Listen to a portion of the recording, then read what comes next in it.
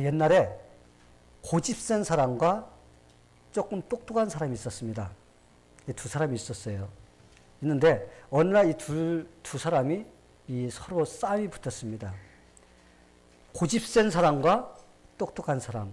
어떤 일로 인해서 둘이서 싸움이 붙었냐면 이 고집 센 사람은 4, 7은 27이라고 우깁니다. 근데 똑똑한 사람은 4, 7은 28이라고 우겼어요. 4, 7은 27, 4, 7은 28 서로 막 싸움을 하는데 이게 해결이 안 나는 겁니다. 그래서 그걸 원님에게 갔습니다. 원님, 우리가 아무리 이걸 가지고 해결하려고 해도 지금 판결이 나지 않습니다. 그래서 이걸 좀 해결해 주세요. 해결해 주세요. 그래서 원님이 그 시시비를 가리려고 이렇게 딱 들었습니다. 그랬더니 이 둘 다 한심스럽습니다. 이 둘 그거 가지고 서로 싸우는 거 보니까. 그래서 이 원님이 그랬어요. 4, 7은 27이라고 고집센 놈한테 네가 4, 7은 27이라고 그랬느냐? 그랬더니 예 맞습니다. 저놈이요 당연한 걸 가지고 자꾸 28이라고 우기는 거 있죠. 그래서 이렇게 우리가 원님에게 왔습니다. 그러니까 이 원님이 있다가 여봐라! 저 4, 7은 28이라고 하는 놈을 갖다가 곤장을 때리고 4, 7은 27이라고 하는 놈을 풀어주거라. 그랬더니 4, 7은 27이라고 이렇게 말하는 놈이 손가락질하면서 흉보면서 그럼 그렇지 니까짓기 그러면서 비웃으면서 떠나갔습니다. 그래서 4, 7은 28이라고 하는 이 똑똑한 사람이 곤장을 10대를 맞았어요. 맞고 나니까 억울하거든요. 4, 7은 28인데 분명히. 그래서 원님 저는 너무 억울합니다. 아니 4, 7은 28인데 왜 내가 맞고 저놈은 그냥 갑니까? 그랬더니 그 원님이 하는 소리가 야 이놈아 4, 7은 27이라고 우기는 저 멍청한 녀석하고 네가 우기는 네가 지금 잘못됐기 때문에 네가 잘못된 것을 가르쳐주기 위해서 곤장을 때린 거니라.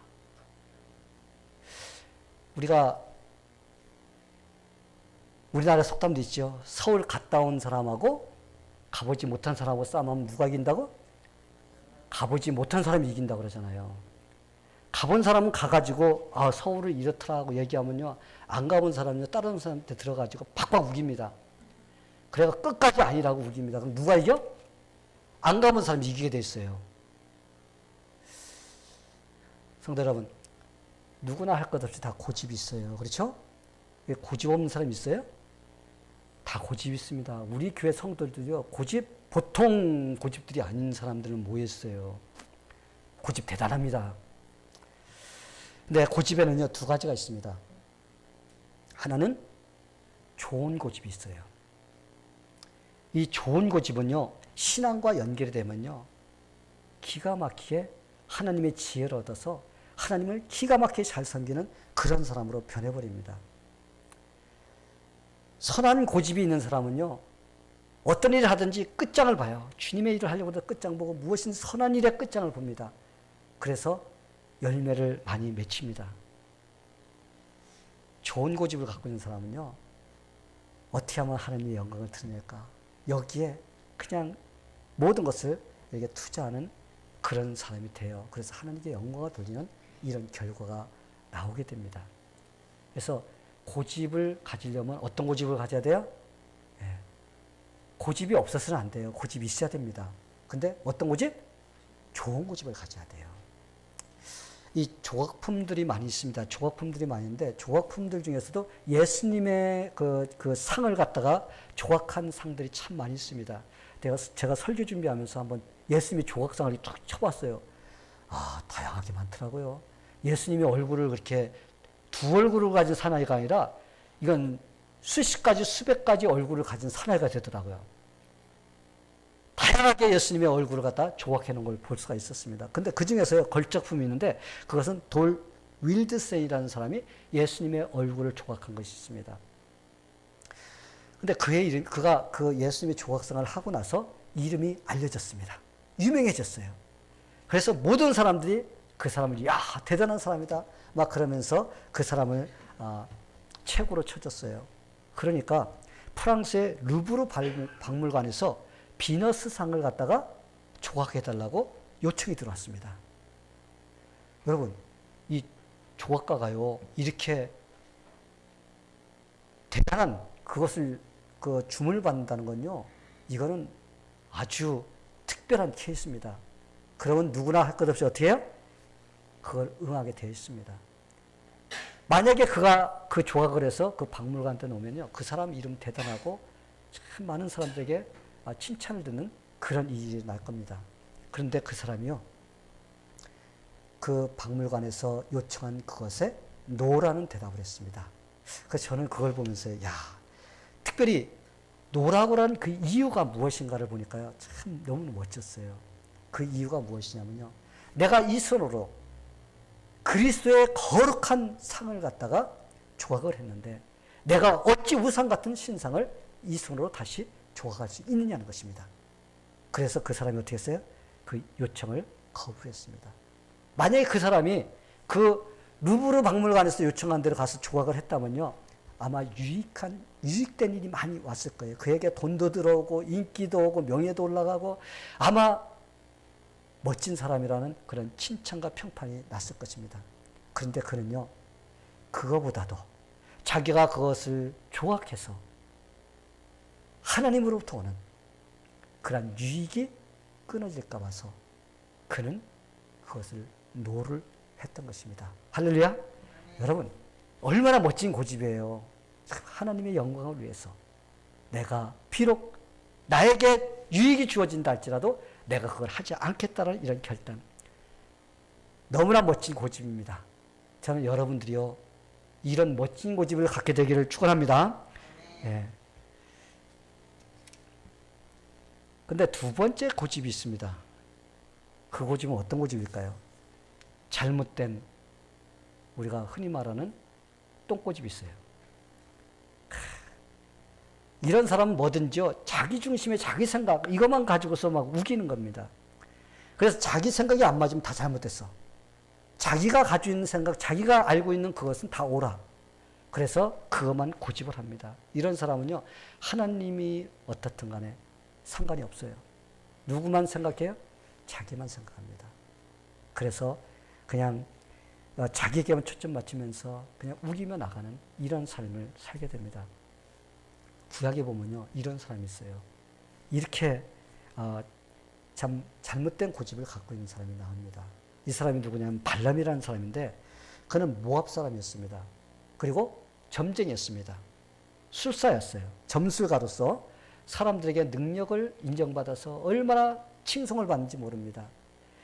그런데 그 당시에 하나님께서 이스라엘 백성들을 가나안 땅으로 들여보내면서 모압 땅을 통과하게 해주셨습니다. 근데 모압 땅을 통과하니까 모압 왕 발락이요, 기분이 나빴습니다. 그 200만이라는 그 사람들이 그 자기 땅을 통과하니까요, 두렵고 싫었어요. 그래서 이 발람에게 와서 이스라엘 백성을 저주해달라고 그랬습니다. 근데 그냥 저주해달라는 것이 아니라 그에게 재물과 많은 재물과 명성을 주면서 와서 저주를 하면은 내가 이걸 주겠다라고 하면서 그를 갖다 어떻게 했습니까? 초대를 했어요. 이때 하나님이요, 이방 사람의 점쟁이였지만 하나님께서 그를 사용하시기 위해서 그에게 역사하셨습니다. 그러면서 그에게 너는 이스라엘 백성을 저주하지 마라. 왜냐? 내가 그 백성을 선택했고 그는 내 백성이니라.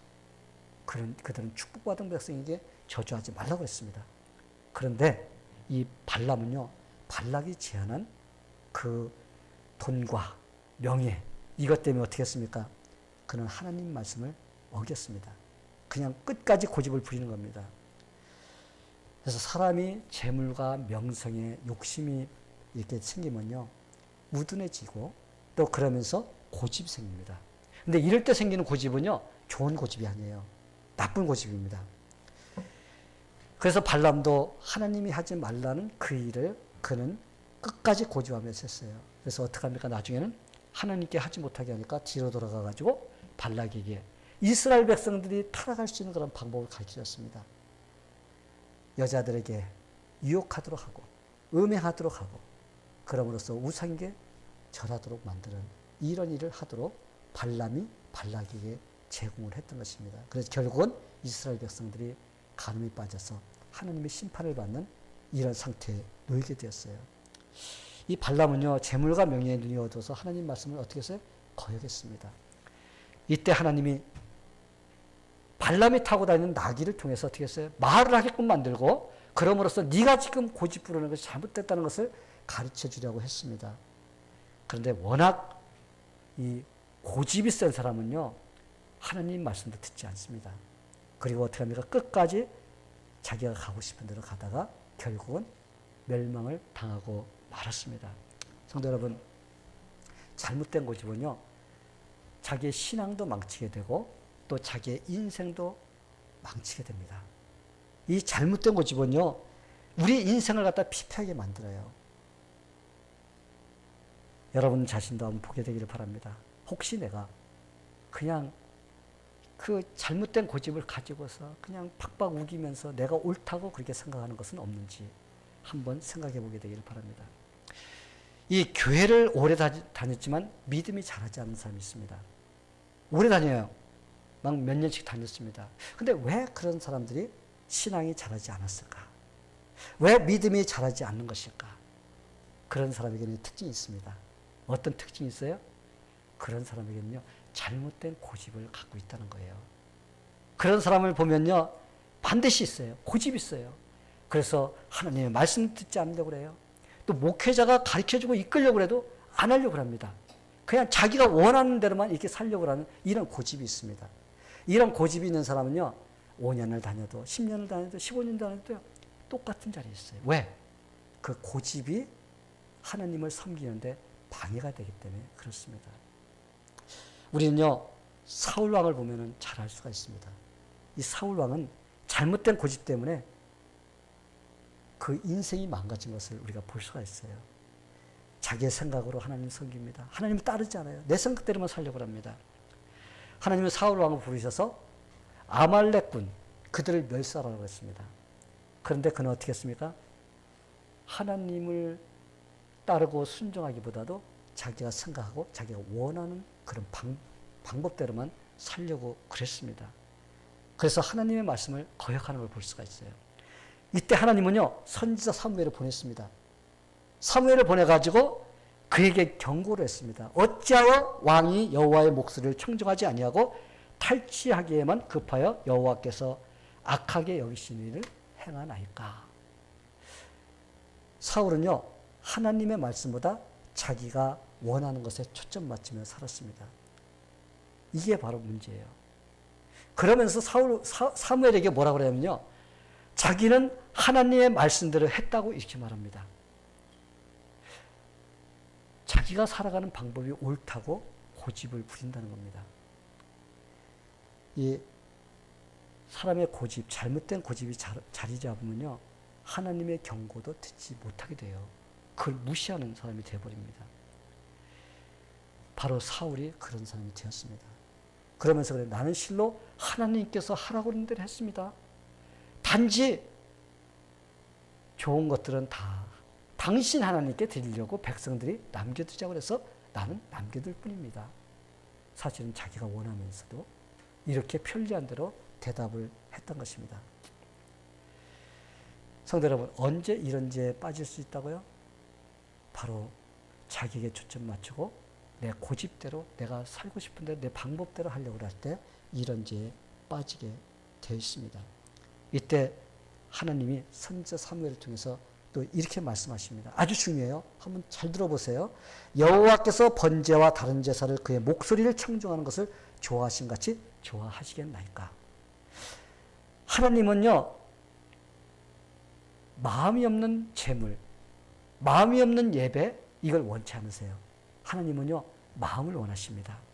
하나님께 순종하면서 하나님이 원하시는 그런 마음을 드리는 것을 하나님을 원하세요. 사무엘이 사울에게 이렇게 말합니다. 순종이 제사보다 낫고 듣는 것이 수장의 기름보다 나으니 이는 거역하는 것은 점치는 죄와 같고 완고한 것은 사신 우상에게 절하는 죄와 같으니이다. 이거 굉장히 무서운 말입니다. 굉장히 중요한 말이에요. 고집을 부리며 하나님의 뜻을 거스르는 것을요, 하나님은 점치는 죄와 동등하게 취급한다는 것입니다. 그냥 고집 부리면서 하나님의 뜻을 거스르는 건요, 우리가 점쟁이한테 가서 점을 안 쳐도요, 똑같은 그런 죄로 하나님께서 보신다는 겁니다. 그리고 마음이 완고한 것은 우상에게 절하는 죄와 같다고 이렇게 말씀하세요. 여러분, 완고하다는 말이 무슨 말이지? 마음이 완고하다. 이건요, 하나님의 뜻대로 살지 않겠다고 거부하는 거예요. 그리고 내 뜻대로 살겠다고 하는 것을 갖다가 완고한 마음이라고 말합니다. 그래서 하나님께서 이렇게 살아야 됩니다. 살라고 이렇게 합니다. 하면서 가르쳐줘도요, 싫어요. 내가 원하는 대로 살고 싶어요. 이게 바로 뭐예요? 완고한 마음이라는 거예요. 사울은요, 이런 완고한 마음 때문에, 잘못된 고집 때문에 결국은 어떻게 됐죠? 왕에서도 쫓겨나고 그는 인생이 비참해지고 결국은 좀 비참한 죽음을 맞이하는 것을 볼 수가 있습니다. 성도 여러분, 이렇게 잘못된 고집은요, 하나님으로부터도 인정받지 못할 뿐 아니라 자기 인생도 어떻게 해요? 참 비참해지는 그런 모습이 됩니다. 그러기에 우리는요, 이런 고집 버려야 돼요. 잘못된 고집 버려야 됩니다. 그런데 뭐 어떻게 해야지 우리가 하나님이 기뻐하시는 좋은 고집을 가질 수 있을까? 그렇죠? 여러분, 좋은 고집 갖기를 원하죠? 아멘? 예, 좋은 고집 가져야 돼요. 성령의 음성을 들을 수 있는 겸손한 마음이 되어야 됩니다. 오늘 하나님께서요, 이렇게 경고를 하십니다. 오늘 너희가 그의 음성을 듣거든 광야에서 시험하던 날에 거역하던 것 같이 너희 마음을 완고하게 하지 말라. 이스라엘 백성들이요, 40년 동안 얼마나 그 마음이 완고해져서 하나님의 뜻을 거스렸습니까? 하나님은 오늘을 산 우리에게도 이 말씀을 통해서 경고를 하십니다. 오늘 너희가 그의 음성을 듣거든 너희 마음을 완고하게 하지 말라. 하나님의 음성을 들을 때 어떻게 하지 말라고요? 완고하게 하지 말라는 것입니다. 하나님을 믿는 자들이요, 고집을 부리면 잘못된 일로 가게 되어 있어요. 그러나 그 경고를 무시하면서 하나님 뜻에서 벗어나면은 우리는 하나님의 뜻에 벗어나게 되고 하나님께서 기뻐하지 않는 그런 자리로 가게 됩니다. 그러나 하나님은요, 반드시 우리가 잘못된 길로 가기 전에 어떻게 해요? 경고를 해주신다는 거예요. 그 길로 가면 안 된다라고 우리에게 경고를 해주십니다. 그런데 그것을 무시하고 가면 어떻게 돼요? 우리가 빨간불인데 그냥 운전하고 가면은 교통사고 당합니다. 죽습니다. 그러나 빨간불에서는 우리가 쓰고 그 다음에 파란불에 가면요, 우리는 안전합니다. 하나님께서 우리 삶에 빨간불 켜주십니다. 그 길로 가면 안 된다라고 이렇게 해줄 때 우리는 어떻게 해야 돼요? 우리는 멈춰야 됩니다. 근데 우리는 다윗을 보면요, 다윗은 위대한 사람이에요. 위대한 성군이었습니다. 그런데 다윗도요, 하나님의 그 경고를 무시하고 갔을 때가 있었습니다. 그래서 그는 하나님의 징계를 경험하는 것을 우리가 볼 수가 있습니다. 다윗은요, 하나님의 사랑을 무척 받은 사람이에요. 그와 함께 하시니까 나라가 어떻게 했습니까? 다른 나라가 두려워서 침범해 오는 나라가 없습니다. 나라가 평화롭습니다. 모든 것이 풍성해요. 만사에 형통합니다. 그런데 우리도 늘 조심해야 될 것이 있습니다. 하나님께서 함께 해주셔서 내가 풍성해질 때 우리 조심해야 돼요. 우리의 삶에서 없었던 물질이 좀 생겨. 그러면 그때 조심해야 됩니다. 왜? 사람은요, 물질이 조금 생기면요, 배짱이 생겨요. 배짱이 생기면 뭐가 생기죠? 잘못된 고집이 생깁니다. 배짱이 생기면요, 잘못된 고집과 연결됩니다. 그러면은 그때 하나님의 뜻대로 살지를 못하게 됩니다. 또 삶에서요, 우리가 조심해야 될 것은요, 물질이 이렇게 꾸준하게 들어오는 통로가 있으면요, 우리 조심해야 됩니다. 왜? 그것이 있으면요, 두려움이 없어집니다. 이 정도면 뭐 내가 뭐 예수를 그렇게 믿지 않고 의지하지 않아도 살아갈 수가 있지, 이런 마음이 들어갑니다. 그러면 배짱이 생기고 잘못된 고집으로 이게 연결이 됩니다. 근데 이렇게 생기는 고집은요, 좋은 고집이 아니에요. 잘못된 고집입니다. 그리고 내가 세상에서 조금 뭐 배웠다고 생각이 될 때 조심해야 돼요. 예전에는 안 배웠지만 또 배우다 보면요, 내가 이 정도인데 이런 우쭐하는 그런 마음이 들어갑니다.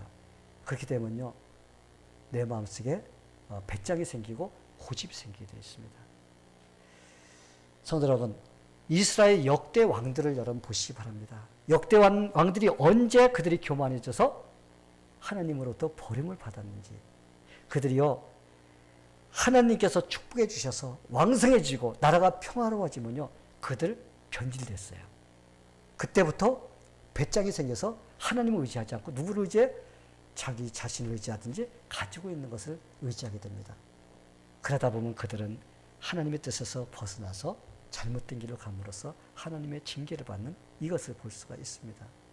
이 믿음의 사람이었던 다윗도요 그랬어요. 그가 하나님께서 함께 해주시니까 모든 것이 풍성합니다.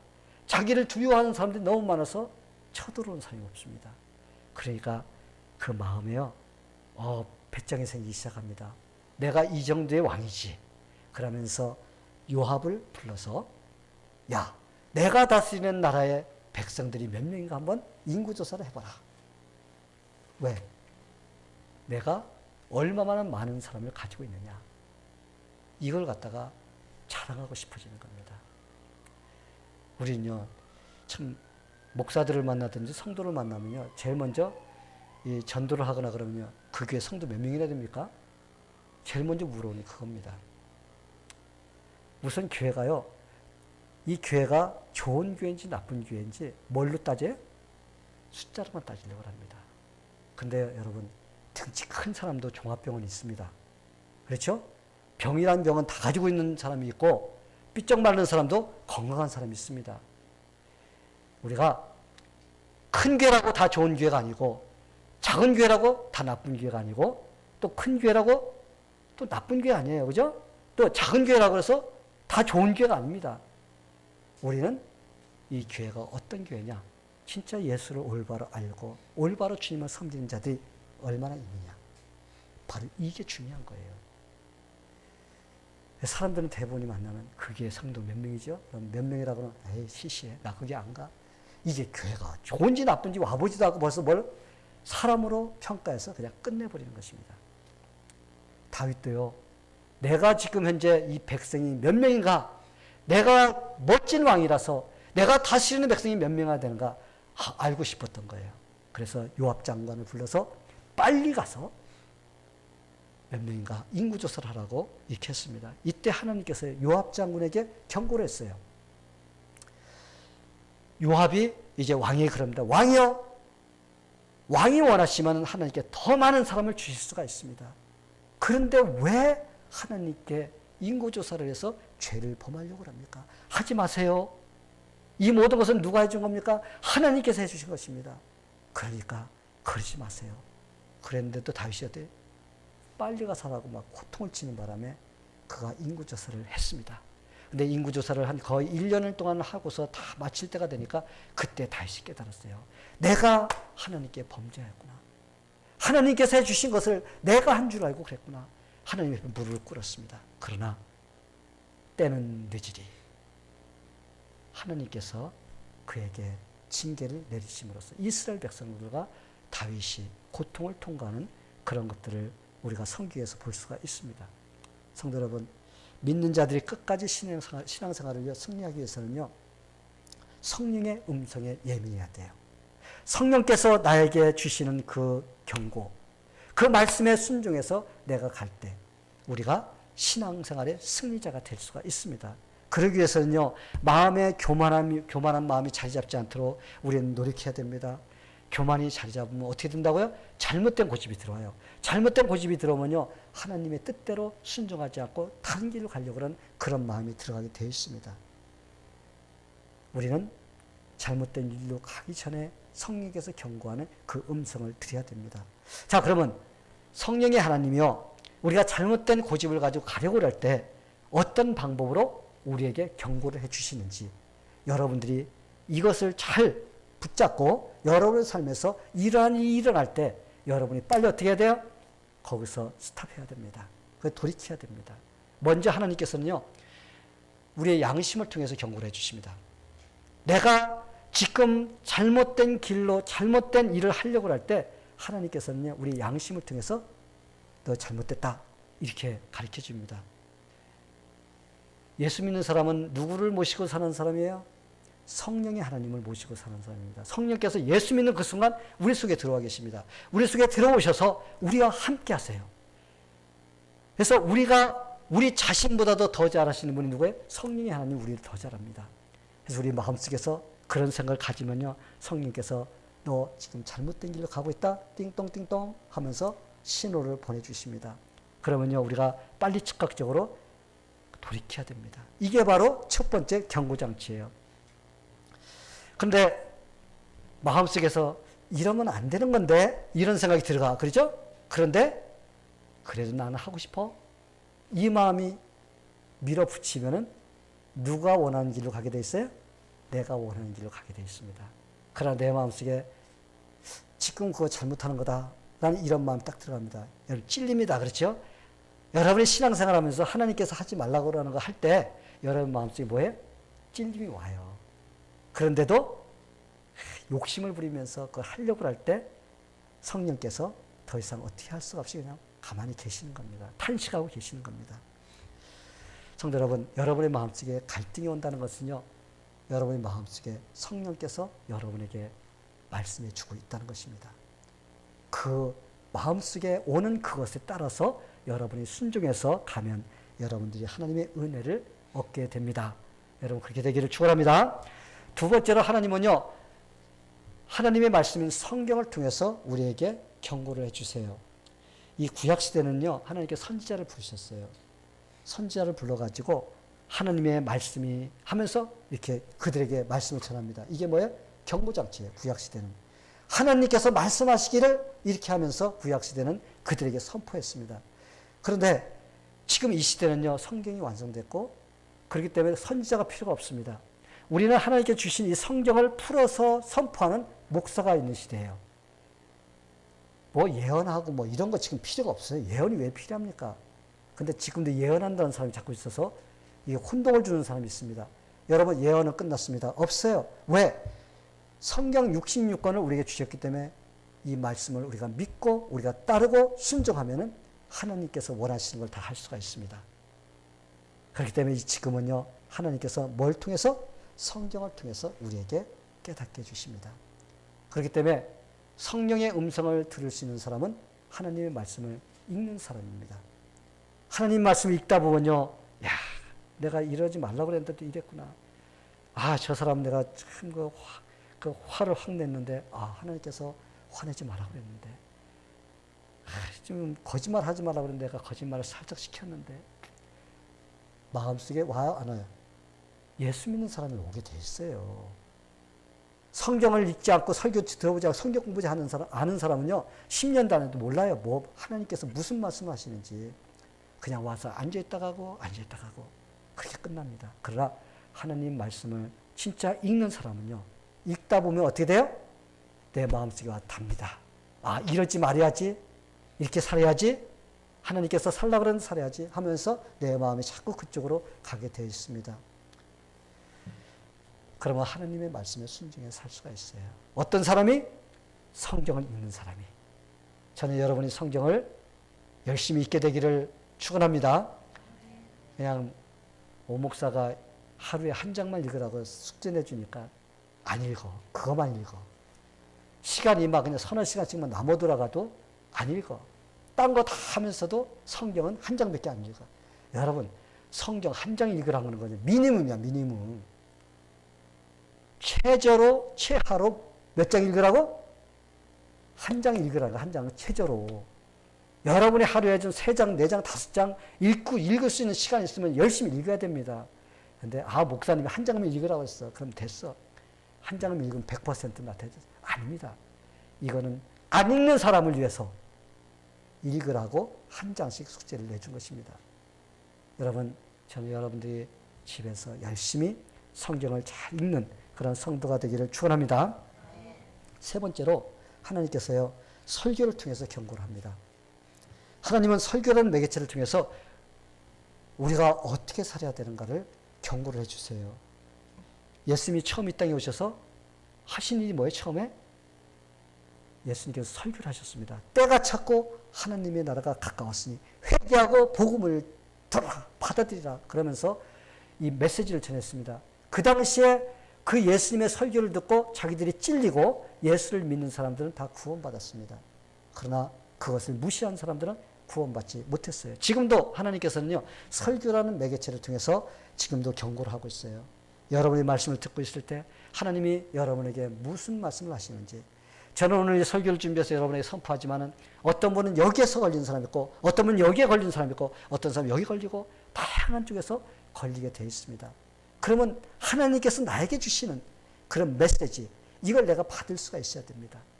그 메시지를 받고, 그래, 내가 오늘 이 말씀 가지고 또 살아야지.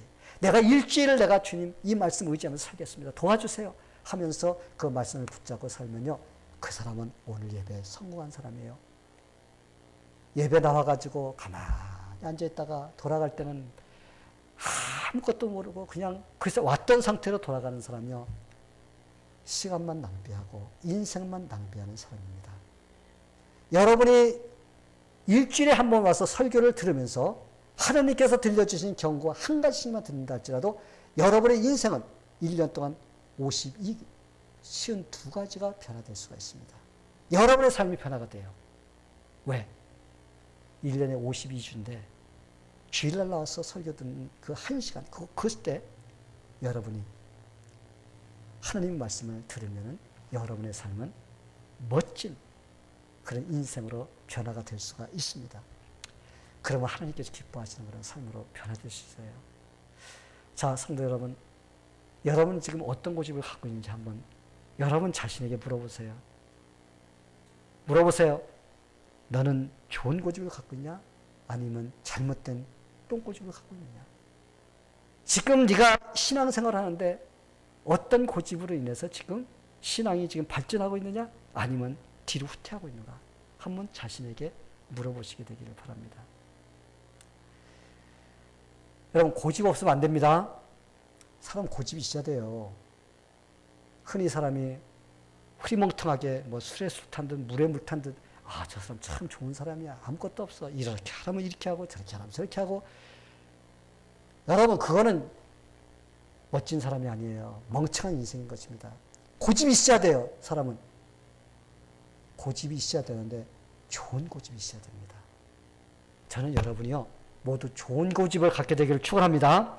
좋은 고집은요, 좋은 열매를 맺습니다. 나쁜 고집은요, 인생이 황폐해집니다. 뭔가 화려한 것 같지만 열매가 없어. 인생이 나중에는 황폐해집니다. 하나님이 원치 않는 일이라면 내가 멈출 수 있는 그런 고집. 하나님이 원하시는 것이라면 내가 죽어도 고. 여러분, 죽어도 고 알죠? 예, 죽어도 고입니다. 그래서 하나님이 인정해 주시는 그러한 좋은 고집으로 하나님을 잘 섬기는 그런 충성된 성도들이 되기를 예수님의 이름으로 간절히 축원합니다. 네, 다 같이 기도하겠습니다.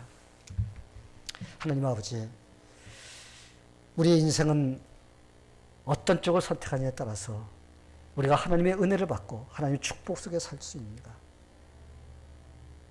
어떤 줄에 서야 되는지 우리가 주님 줄을 쓸 수 있는 그런 마음이 되게 해 주시옵소서. 그러기 위해서는 하나님 세상 것 우리가 고집 부리는 것이 아니라, 내 습관을 고집 부리는 것이 아니라, 내가 원하는 것을 고집 부리는 것이 아니라 주님께서 원하는 것이 무엇인지를 알고 거기에 내 자신을 굴복할 수 있는, 순종할 수 있는 그런 고집을 갖게 해 주시옵소서. 그래서 우리가 인생을 사는데 그냥 두리뭉실 사는 것 같이, 그러면 무엇인가 될 것 같이 살지만 그러나 나중에는 아무것도 없는 빈털터리 인생이 된다는 것을 알게 해 주시옵소서. 주님께서 인정해 줄 수 있는 그런 인생이 되게 해 주시옵소서. 그래서 우리 성도들 모두가 주님이 부르시는 그때까지 주님을 위해서 죽도록 충성하고 주님을 섬기며 사는 그런 좋은 고집을 가질 수 있도록 하나님께서 함께해 주시옵소서. 예수님의 이름으로 기도하옵나이다. 아멘.